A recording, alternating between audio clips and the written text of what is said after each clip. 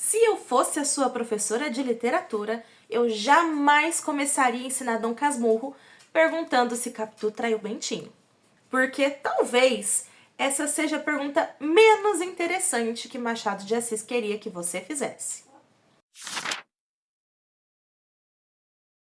Olá, aqui é a Isa, eu sou professora de português e esse é o Leiturudos.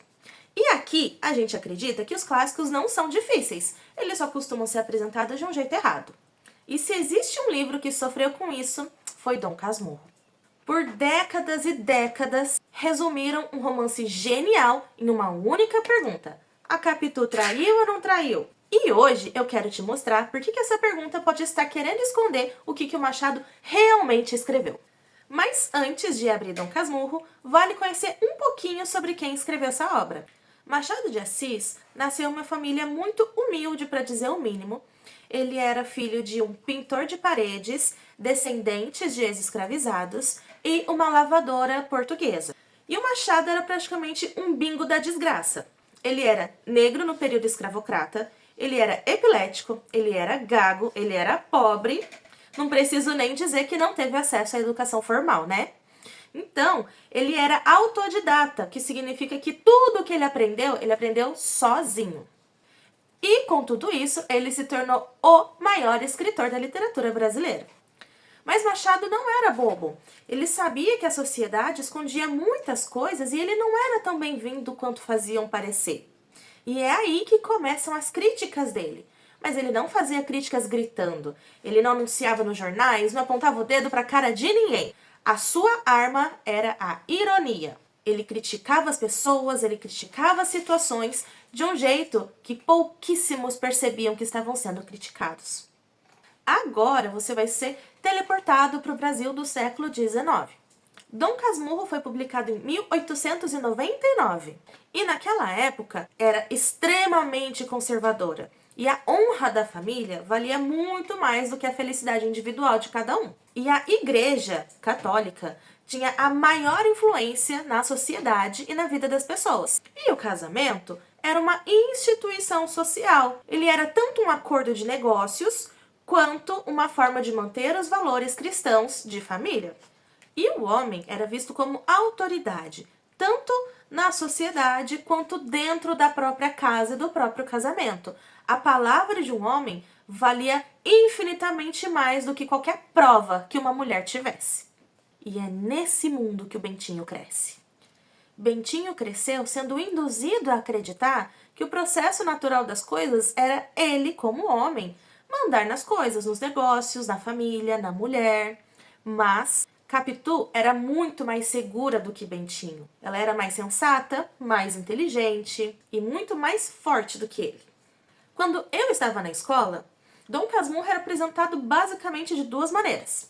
Primeiro, ler o livro e fazer uma prova, ou para professores um pouco mais ousados, a gente tinha que ler e fazer um trabalho ou uma apresentação que escolhesse um dos lados do traiu ou não traiu e trazer argumentos. Mas pensa comigo, se o único objetivo desse livro é questionar se traiu ou não traiu, por que depois de mais de 120 anos continua essa polêmica tão grande e tantas pessoas ainda leem essa história? Mesmo que o adultério seja um tema bastante recorrente nas obras de Machado, ele era inteligente demais para fazer só um livrinho de fofoca conjugal. E agora vem a parte que faz Machado de Assis ser um gênio. Tudo chega até nós através dos olhos do Bentinho, o Dom Casmurro. E a memória não é um vídeo de alta definição. Memória é interpretação, é sentimento, é culpa e, principalmente, é parcial. E aí o Machado de Assis se aproveita disso para contar uma história que você é obrigado a desconfiar do próprio narrador. Porque a gente nunca ouviu a Capitu falar. A gente nunca ouviu o José Dias. A gente nunca ouviu o Escobar. Não existe absolutamente ninguém ao redor do Dom Casmurro que possa dizer se o que ele está falando é verdade ou não.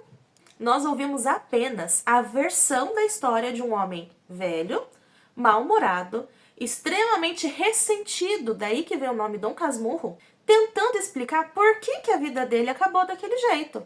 E mais do que isso, ele é um advogado que está tentando mostrar por que em todo momento da vida dele, ele estava certo. Ele quer mostrar, tanto para você, leitor, quanto para ele mesmo, que não existia outro destino possível, não existia outra opção. Ele fez exatamente o que tinha que ser feito. E por isso ele está onde deveria estar. Mas a culpa é dos outros. O meu fim evidente era atar as duas pontas da vida e restaurar na velhice a adolescência, pois, Senhor, não consegui recompor o que foi, nem o que fui. Em tudo, se o rosto é igual, a fisionomia é diferente.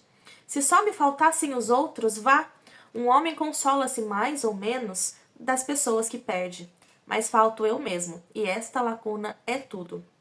Aqui a gente percebe qual que é realmente a intenção dele. Ele é um senhor tentando reviver o passado, tentando encontrar a si mesmo, como ele mesmo disse. E o que seria o que falta dele mesmo? A felicidade? As emoções? A juventude? Não sabemos. Mas ele mostra um pouquinho de mágoa ali. Mas, assim que ele mostra, ele já tenta corrigir na mesma hora. Logo em seguida vem: entretanto, vida diferente não quer dizer vida pior. É outra coisa. A certos respeitos, aquela vida antiga parece-me despida de muitos encantos que lhe achei. Então ele deixa claro também que ele não está infeliz, ele está entediado. E que a vida de hoje pode ser até muito melhor do que a vida de antes, já que também, junto com as alegrias, ele perdeu todos os sofrimentos que ele passou na juventude. Agora uma parte que eu vou ter que colocar para mostrar um pouquinho da ironia do Machado e que me fez rir de verdade durante a leitura. Os amigos que me restam são de data recente. Todos os antigos foram estudar a geologia dos Campos Santos. Machado de Assis fez literalmente o primeiro foi de arrasta na história. Mas com tudo isso, o Bentinho quer ser lembrado como a vítima da própria história. E mais do que uma vítima, ele é nobre. Ele não ficou por baixo. Ele não tá nem sofrendo tanto assim, bem orgulhoso. Mas será que ele é realmente uma vítima? Desde criança, Bentinho toma pouquíssimas decisões por conta própria. Ele sempre fez tudo o que a mãe dele queria.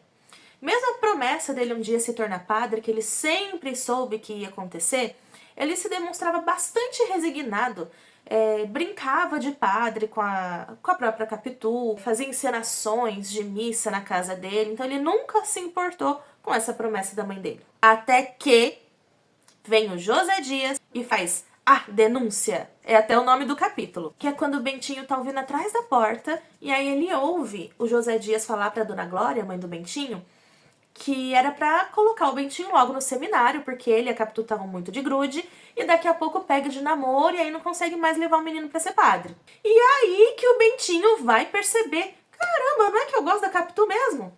Então ele precisou do José Dias falando, Bentinho está apaixonado, e falar, pô, não é que tô mesmo? Pra ver como que o Bentinho é paia.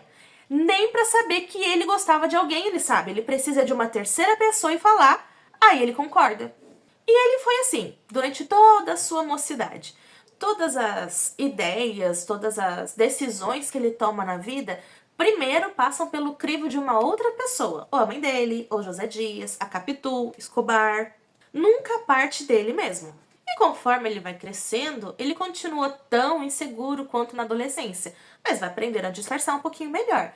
Afinal, virou um homem de grande importância. E Machado mostra como que essa insegurança pode ir se transformando em pequenas obsessões que vão crescendo. Então, Bentinho sempre teve visões. Quando ele começa a imaginar uma situação que nunca aconteceu, que nunca aconteceria, mais ou menos quando você entra no banho e aí começa a imaginar, pô, devia ter dado essa resposta para aquela pessoa. Fica criando brigas no Instagram, dá a melhor resposta pro tweet. Mas tudo aquilo nunca aconteceu. Mas em todas essas visões, ele era vítima. A primeira vez que a gente vê essas imaginações férteis do Bentinho acontecendo, ele tá indo pra cidade com José Dias e ele precisa ter uma conversa muito séria. Ele falou com a Capitu e a Capitu disse, seja firme. E ele estava muito nervoso. Ele nunca foi firme com ninguém na vida. Ele não queria ter essa conversa com José Dias. E ele estava querendo escapar dessa conversa de algum jeito. E aí ele vê o cortejo do rei passar. todo mundo tem que parar para ver o imperador passando, e nessa que o imperador tá indo, ele começa a imaginar que ele vai, se joga aos pés do imperador e fala, não tenho vocação para ser padre. O imperador, ai, coitadinho do Bentinho, vou falar com a sua mãe. E aí o imperador vai na casa dele, conversa com a mãe dele e fala, o que a senhora acha do Bentinho ser médico? É uma profissão muito nobre? Qual que é a resposta do garoto? Mamãe querendo. Nem na imaginação dele ele consegue falar eu quero. Tem que depender da resposta de alguém. Mas enfim, só nesse comecinho, que é aparentemente bem inocente, a gente já consegue perceber algumas coisas do caráter do Bentinho. Primeiro, ele não gosta de se impor. Segundo, ele tem uma imaginação bastante fértil. Terceiro, nem na própria imaginação ele é capaz de dizer o que ele realmente quer. E por último, tá sempre terceirizando as decisões da sua própria vida. E é por isso que eu nunca ia perguntar primeiro se Capitu traiu ou não. Porque antes existe uma pergunta muito mais importante. Será que o Bentinho é capaz de contar essa história de maneira imparcial? Durante todo o livro, ele tenta convencer você, leitor, de que as suspeitas dele fazem muito sentido. Mas, ao mesmo tempo, Machado deixa o tempo todo várias pistas de que, talvez, Bentinho esteja interpretando tudo aquilo a partir do próprio ciúme e da própria imaginação. E aí tá o brilhantismo. O livro nunca entrega uma resposta verdadeira e final. E é por isso que a gente se pergunta, será que ela é realmente a pergunta mais importante? A Capitu é uma das personagens mais famosas da literatura brasileira. Mas a gente nunca conheceu a Capitu de verdade. A gente só conhece a Capitu descrita pelo próprio Bentinho anos e anos depois. Isso faz uma diferença enorme. A gente só consegue julgar a Capitu pelas pequenas coisinhas, as migalhinhas que o Bentinho velho e ressentido vai jogando pra gente durante a leitura. Como essa aqui. Capitu refletia. A reflexão não era coisa rara nela, e conheciam as ocasiões pelo apertado dos olhos. Depois tem até um outro capítulo intitulado As Curiosidades de Capitu. Capitu era Capitu, isto é, uma criatura muito particular, mais mulher do que eu era homem. Era também mais curiosa. As curiosidades de Capitu dão para um capítulo. Eram de várias espécies, explicáveis e inexplicáveis, assim úteis como inúteis, umas graves, outras frívolas. Gostava de saber tudo. No colégio, onde desde os 7 anos aprendera a ler, escrever e contar, francês, doutrina e obras de agulha, não aprendeu, por exemplo, a fazer renda. Por isso mesmo quis que prima Justina lhe ensinasse. Se não estudou latim com o padre Cabral, foi porque o padre, depois de lhe propor gracejando, acabou dizendo que latim não era língua de meninas. Capitu confessou-me um dia que esta razão acendeu nela o desejo de o saber. Cara, é por isso que eu sou muito fã da Capitu. Olha que menina incrível! Aqui, adolescente, ela já gostava de perguntar, de conhecer, de aprender, procurava pessoas que podiam ensinar para ela. Ela não ficava parada, quieta, esperando. E em várias outras partes mostra que, além disso, ela também era responsável, ela era sensata, ela era linda, inteligente. Ou seja, aguentou muito e ainda foi simpática. Daria pra gente ter um vídeo aqui só mostrando como que o machismo da época apagava esse tipo de espírito vivaz, alegre, curioso, igual da Capitu, pra dar moral pra homem menos do que medíocre que nem o Bentinho. E eu queria mostrar ainda mais uma coisa que eu não me lembro de ter visto ninguém falando da Capitu, que além de tudo ainda era mulher de palavra. Enquanto ainda estava no seminário, a ideia do José Dias era tirar o Bentinho de lá para eles fazerem faculdade lá na Europa. E aí o José Dias ia fazer o grandíssimo favor de acompanhar o Bentinho pela Europa com todas as contas pagas. Então ele queria porque queria que o menino fosse para lá, para ele ir junto. Bentinho, que nunca foi dos mais espertos, começou a perguntar muito de Capitu. José Dias sacou um negócio ali. E aí o que ele falou? Que Capitu vivia na janela, dando olhares para os moços da vizinhança. Isso gerou no Bentinho uma crise de ciúmes tão violenta, mas tão violenta, que ele começou a imaginar situações dele agredindo a Capitu. Ele gritava com ela, ele acusava ela de sair beijando rapazes pela vizinhança, ele chacoalhava ela, ele batia, tudo na imaginação dele. Mas depois que diminuiu um pouco essa raiva, ele foi lá e conversou com ela sobre essa frase de Capitu. Ele não contou o que ele imaginou, ele é um coitadinho, né? Ele não vai falar que ele imaginou coisas assim. Mas ele contou o que o José Dias disse. E, logicamente, a Capitu ficou muito ofendida com esse tipo de comentário. Ela ficou brava, ela ficou magoada com o Bentinho por ele ter acreditado. E ela disse que para aliviar para ele, ela nunca mais ia até a janela. E ainda completou, Bentinho falando por ela. A primeira suspeita da minha parte, tudo estaria dissolvido entre nós. Aceitei a ameaça e jurei que nunca haveria de cumprir. Era a primeira e a última. E aí, 20 anos depois, quando o Bentinho já tinha certeza não só da traição, como também que a paternidade do filho dele não pertencia a ele, vem a fada sensata da Capitu mais uma vez. Não, Bentinho, ou conte o resto para que eu me defenda, se você acha que tenho defesa, ou peço-lhe desde já a nossa separação. Não posso mais. Diva! Que mulher! Pedindo separação do marido ciumento em 1800. Cara, tá vendo como ela é forte? Como ela é um mulherão? Então repara nesse padrão. Bentinho imagina conversas, imagina situações, imagina reações violentas, imagina traições, imagina até o próprio imperador salvando a vida dele. O que mais que ele não vai ter imaginado? E é justamente por isso que Dom Casmurro continua sendo tão atual. Porque todos nós já vimos alguém distorcendo as lembranças, os acontecimentos, para colocar a si mesmo como vítima. E já vimos até as nossas próprias lembranças sendo distorcidas pelo tempo. E todo mundo já presenciou ou vivenciou como que o ciúmes consegue transformar interpretações em certezas absolutas. Então Machado ele não escreveu sobre mais um casamento comum, com ou sem adultério. Ele escreveu sobre como construímos narrativas para justificar aquilo que a gente mesmo quer acreditar. Então, Capitu traiu?